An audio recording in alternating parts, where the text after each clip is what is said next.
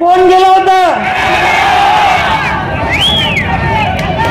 वरली मटकाच्या चिठ्ठ्या कोण फाडत होतं? सत्यम शिवम काय आहे?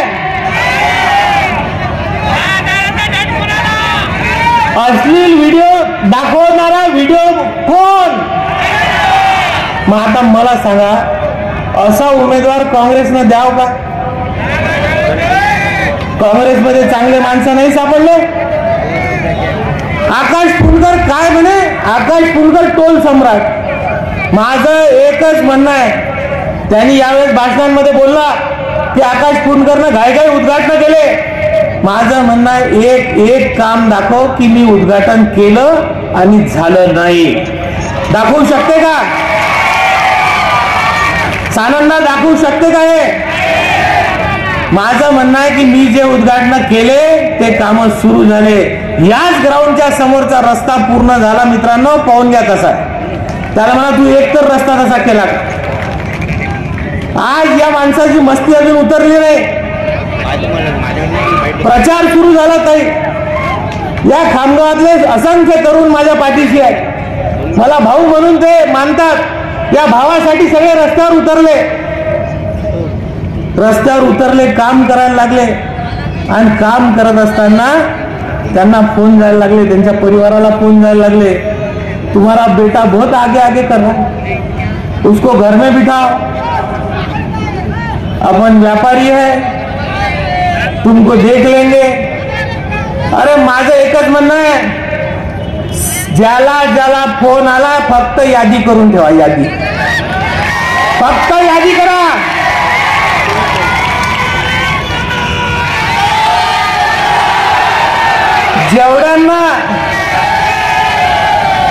जेवढ्यांना फोन केले त्यानं फक्त यादी करून ठेवा आणि यादी माझ्याजवळ आणून द्या. 23 तारखेला मतपेटीतून हिशोब करून दाखवणार आहे त्यांना.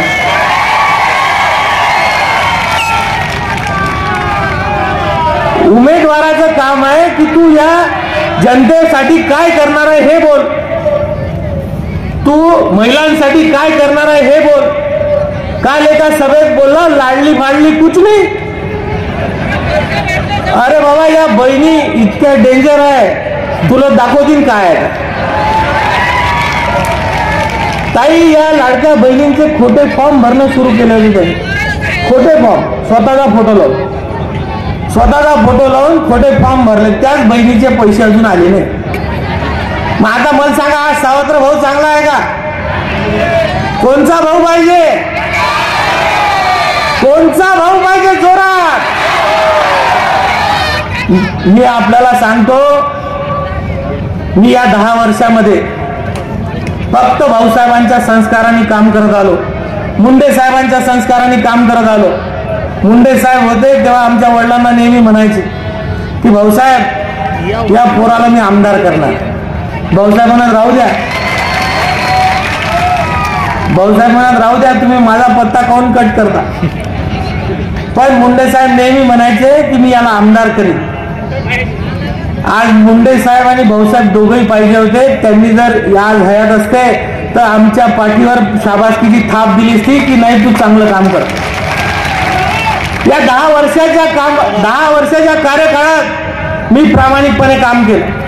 मी शेतकऱ्यांसाठी काम केलं, मी महिलांसाठी काम केलं, मी विद्यार्थ्यांसाठी काम केलं, मी बेरोजगारांसाठी काम केलं, मी शेतमजुरांसाठी काम केलं, मी उद्योजकांसाठी काम केलं, मी व्यापाऱ्यांसाठी काम केलं.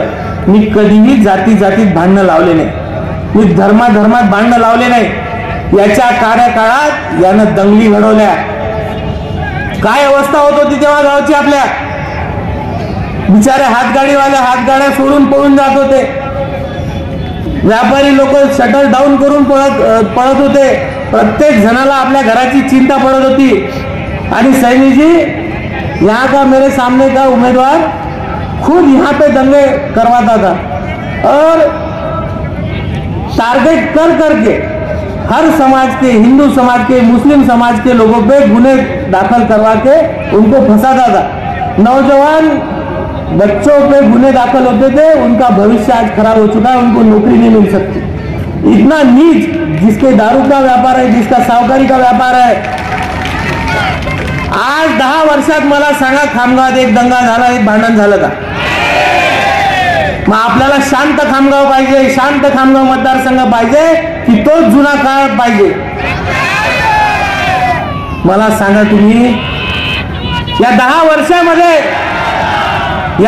वर्षामध्ये माझं चॅलेंज आहे विरोधकांना. मी या क्षेत्रात काम केलं नाही, मी त्या क्षेत्रात काम केलं नाही, असा एक आरोप तुम्ही करू शकले नाही, एक उदाहरण तुम्ही देऊ शकले नाही. या गेल्या 2 महिन्यात सुद्धा तुम्ही हे म्हणू शकले नाही की आकाशने हे काम केलं नाही.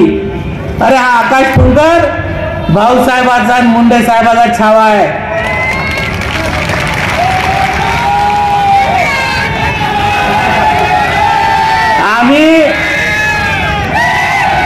आम्ही तालमीत तयार झालेलो आहे मुंडे साहेबांच्या, भाऊसाहेबांच्या. आम्ही कधीही खामगावला डाग लागेल असं आयुष्यात मी कधी काम करणार नाही. खामगावच्या कोण्याही व्यक्तीला मान खाली घालावं लागेल असं मी कधीच काम करणार नाही. मी उठणार नाही, मी मातणार नाही, मी घेतला वसा टाकणार नाही. सानंदांनी काय केलं? महिलांवर गुन्हे दाखल केले, अल्पवयीन मुलांवर गुन्हे दाखल केले, यांचे कार्यकर्ते अल्पवयीन मुलींवर अत्याचार करणारे कार्यकर्ते हा पोचते. आणि एवढंच तर नाही, पत्रकारांना मारणे, पत्रकारांवर हल्ले करणे. वयस्कर, आमचे वयस्कर पत्रकार आहेत काका रुपारे, ते सत्याची बाजू मांडतात. त्यांच्या घरावर हल्ला, त्यांच्यावर हल्ला. आमचे नितेश मानकर, त्यांच्यावर हल्ला. अरे बाबा, पत्रकारांना मारणे, पत्रकारांवर हल्ले करणे. वयस्कर, आमचे वयस्कर पत्रकार आहेत काका रुपारे, ते सत्याची बाजू मांडतात. त्यांच्या घरावर हल्ला, त्यांच्यावर हल्ला. आमचे नितेश मानकर, त्यांच्यावर हल्ला. अरे बाबा, तू कितीही दाबलं तर आता कोणीच दबणार नाही, कोणीच दबणार नाही. आणि मी सगळ्यांना सांगणार आहे, या खामगाव मतदारसंघात कोणालाही भ्यायचं काम नाही. मी तुम्हाला पुन्हा सांगतो, ज्याला ज्याला फोन आला यादी करा आणि आकाश फुंडकरला द्या. सगळ्यांच्या पाठीशी आकाश फुंडकर उभा आहे, कोणालाही भ्यायची गरज नाही. आणि आता आपल्याला कोणावर टीकाही करायची नाही. आपलं काम आहे या सभेतून उठलं की आपापली मतपेटी इतकी भरा मतांनी, इतकी कमळांनी भरा की हा डबल काल्या रोग खामगावला लागायलाच नको. हा काळा डाग है सैनी जी. इसके साहूकारी के वजह से महाराष्ट्र के गद्दावर नेता कांग्रेस के विलासराव जी देशमुख जब मुख्यमंत्री थे, उनको 10 लाख रुपए का दंड सुप्रीम कोर्ट ने किया. ये हमारे मतदार संघ को लगा हुआ काला दाग है, ये काला रोग है. आता या काल्या रोगावर फवारणी कशाची करायची आहे? कशाची करायची आहे? मग करणार आहे की नाही? म्हणून म्हणतो, लाडक्या बहिणींनो, उद्या सकाळपासून आता मोबाईल मध्ये जेवढ्या मैत्रिणी आहेत, जेवढ्या बहिणी आहेत, सगळ्यांना एक एक फोन करा की आता लाडका भाऊच पाहिजे ना. म्हणून येणाऱ्या 20 तारखेला मतदान आहे मित्रांनो. येणाऱ्या 20 तारखेला आपण, मला जसे 2 निवडणुकांमध्ये आपण भरभरून आशीर्वाद दिले, तसेच आशीर्वाद, आणि मी तर म्हणतो त्याच्यापेक्षाही जास्त. कारण याचं कारणही सांगतो. यांची हिंमत एवढी वाढली, फॉर्म भरायच्या दिवशीचा व्हिडिओ तुम्ही पाहिला असेल, पाहिला की नाही पाहिला?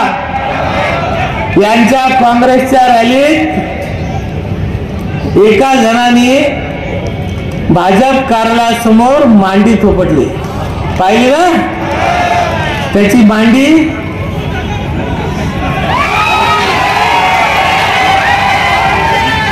ही कार्यालयासमोर थोपटली म्हणजे आपल्या सगळ्यांना चॅलेंज दिलेलं आहे. आता एकदा दाखवून देऊ, 20 तारखेला ताकदीने दाखवून देऊ की हा भाऊसाहेबांचा किल्ला आहे, मुंडे साहेबांचा किल्ला आहे. कोणी ऐरा गैरा आला तर आमच्या किल्ल्याला हात लावू शकत नाही. येणारा विजय आपलाच आहे. फक्त आता इथून गेल्यानंतर 20 तारखेला भरभरून मतदान झालं पाहिजे, मतदानाची टक्केवारी वाढली पाहिजे आणि रेकॉर्ड ब्रेक मतांनी आपण हा किल्ला राखू. आपण सगळ्या जणांनी 20 तारखेला कमळ या चिन्हासमोरील बटन दाबून मला विजयी करा ही आपल्याला हात जोडून विनंती करतो आणि थांबतो. धन्यवाद.